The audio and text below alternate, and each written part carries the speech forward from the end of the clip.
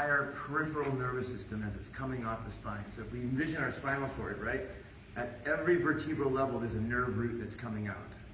And so every nerve root that's going out is kind of sending, the signal of homeostasis to the rest of our body. And in cases of dural torque, it's sending a message of tension in the body.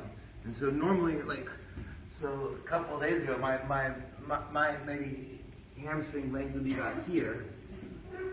And then when I finally get met and I'm going to process somebody's touch to my core, I'll take a touch and I'll bring it into my core really quick because I just want to be met, man. I want to be met. And so when somebody meets me, I'll take it in and I'll just start to kind of go into that unwind. And when if you saw what was kind of going on my unwind, like my neck was going. Mm-hmm. I was getting vertebral adjustments up at C1, C2. I was thinking my cranial bones starting to go, ribs were starting to pop, and basically my messaging to my nervous system is normally kind of in a constant on, subtly, you got to hold your shit together. And when the dura starts to unwind, that messaging gets blocked for a second, and actually for more than a second. And so whatever the whole entire body is sending that kind of common message of hold a certain amount of tension, when that dissipates, all of a sudden the body's kind of free to unwind. And so another example would be, so Heather today, when I was working with her coming out of bridge, and I would hold her neck into traction, and when I would kind of go with her neck, so by pulling her neck into traction, I could feel like I'm pulling on both the fascial and the dural fibers, because when you're tracking the neck, you're pulling against the dura. And when I'm pulling against the dura, I feel something pulling back against me. It's kind of like tug of war. Like there's an inherent pull going back into the body. I'm pulling it this way against it. And then if I let my hands relax, and I start going with the pull coming back, and then when she's inhaling, I kind of pull against it. Then I go with it again, and I go against it. And then all of a sudden, the normal messaging that's going to all of her whole body, through her chest, her belly, it gets short-circuited for a second. And when the messaging to those muscles says stop holding, her belly starts to go. It's like the body's been holding a certain pattern for many, many years. And then when that pattern gets engaged, and I think witnessed, and I think that's kind of the quantum mechanics field. Like we just need to witness. Once we're witnessed, things can actually start to change. And so, like in that sense, like I'm holding it and witnessing her tension, and then it kind of gives up for a second, and there's that ripple through the tissues that those things are starting to let go. And so I'm kind of then going in a dance with that. I'm pulling against it, I'm going with it. I'm going against it, pulling with it. And in my hands or in my brain, I'm feeling like I'm trying to coax the nervous system from this state of kind of grip to let go of grip.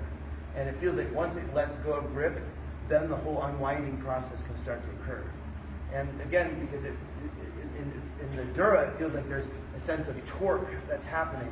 When when people start to unwind their torque, sometimes their bodies are writhing around and kind of working it out. Oh, over my neck. And so bodies kind of can look a little weird when they're going through that. I mean, I've seen somebody on a table, literally lying on the table, and working into gallbladder 20, and their whole entire body caught air.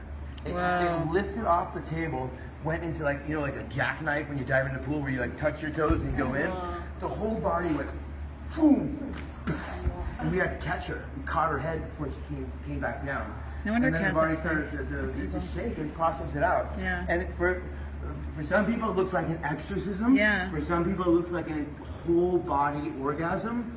For some people it looks like they're a fish that's kind of out of water. But it's seizure. But it's the body starting to unwind its habitual patterning of tension through the entire nervous system.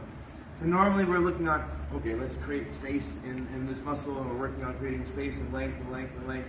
And it's a local release. But when you start traction, the dura, or working with that craniosacral world, if you can get the dura to relax, and every single thing that the peripheral nervous system is innervating gets unwound. And so it's a systemic, body-wide, global release, as opposed to okay, my wrist flexor is just lengthened. So for people who need like a Western medicine explanation of what a dural release is that something that could stand up if you were to say, for instance, a friend of ours is a physician, Western medicine, but she's also really into Eastern philosophies and things like that too, and functional medicine and all that kind of stuff. So what would be their perspective if you're talking to somebody who doesn't know very much about Ayurveda or Kundalini or any of that stuff? Do you know what I mean? Yeah, I mean, nothing will make sense until it's seen, and when it's Yeah. seen, actually can also start to be even more unclear. Yeah. Until you can actually start to feel it and breathe it and start to see many types of this.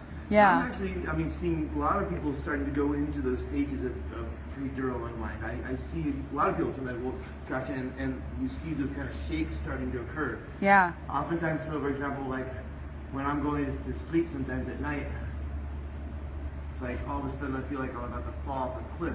My whole body jumps. Yeah. Or maybe just like a leg goes. Yeah. To me, it's like the body during the day, we have these messages through our nervous system that's saying, hold our tension in the